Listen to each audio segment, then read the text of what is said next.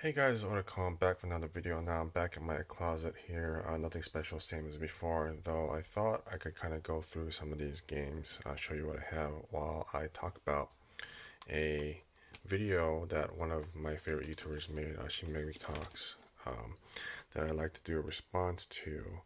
And I've been following him on Twitter and really been enjoying interacting with him. He's pretty much a gamer after my own heart. We into a lot of the same stuff, made very similar observations of what's been happening in the industry. So he recently released a video talking about where he sees the future of the three major gaming companies going, and he had some very good points. And so this is that book cover I was talking about in my last video, and as you can see, it does not fit the book. So that's kind of a little bit annoying, but there's the book cover. Anyway, so I want to talk about where I see things going in terms of the gaming industry. Now, some of the stuff I will say is pretty obvious for anyone who's been following industry trends. So there's nothing really surprising, though. There's who knows what I don't think anyone will know what happened in the far future from 10 years from now or 20 years from now. But the first thing I would say, which is obvious, is that all companies want to move to a revenue subscription model. The reason for that is very simple. If you sell a customer something for, say, $60, you get the $60 and that's it. If you want to make more money, you have to sell more stuff. With the subscription model, you get paid $30 one month, you get paid it again, you add another customer, now you make 60, you make 90, and the money just comes in automatically month per month. And corporate accountants love that. And if you've been working in kind of venture capitalist or startup field, all the internet startups and whatnot are kind of rolling out with this model. Some companies like Datadog, things like that. I know Tableau also very recently moved to a subscription based. So that's pretty much a no-brainer there. That's pretty much where they all want to be at, which of course doesn't bode well for one-time physical releases, right? These are not subscription model, selling model. So what you're going to see is all three companies try to figure out how they can get paid every month regularly. And what Microsoft and PlayStation are doing, and the reason why they're going to continue making consoles is their consoles is what we in the industry call a platform. So just like how Apple has been replacing all their chips, replacing Google Maps with their maps, pretty much replacing everything in their iPhone product with stuff that they make, means that they're not dependent on any other company, and they can pretty much keep the profit all the way from hardware to software to licensing.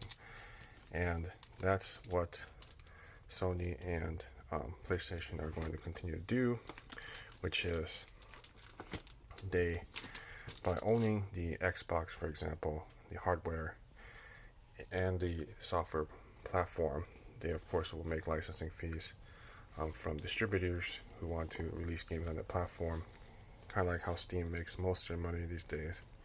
But also, what you're going to see is that hardware they can basically tune and restructure so that it fits in a Blade server farm.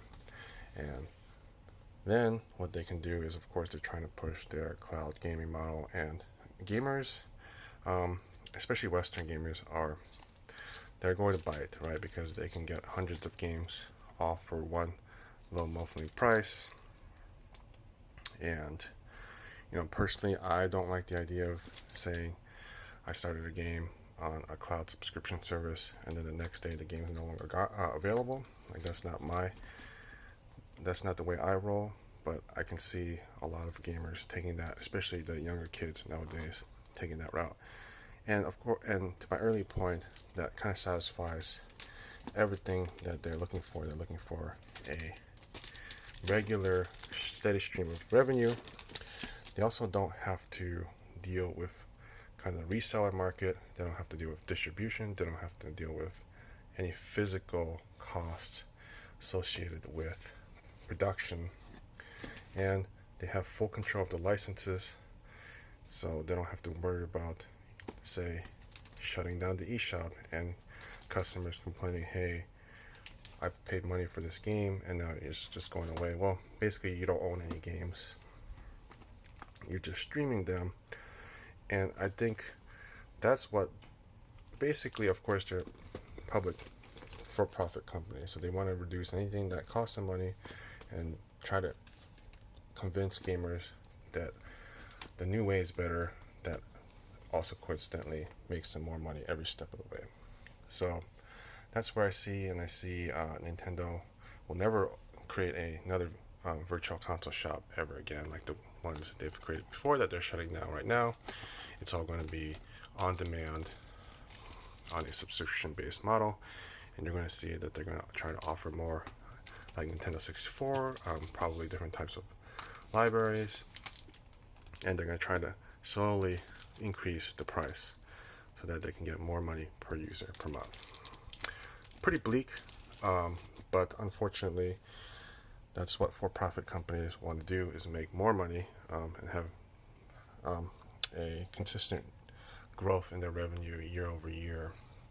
And what they're going to do is they're going to test the water slowly. So the way I would do it if I roll it out is, of course, I'm going to release a diskless version of every console, every generation, and I'm going to see how it sells compared to the disc, the one with the disc.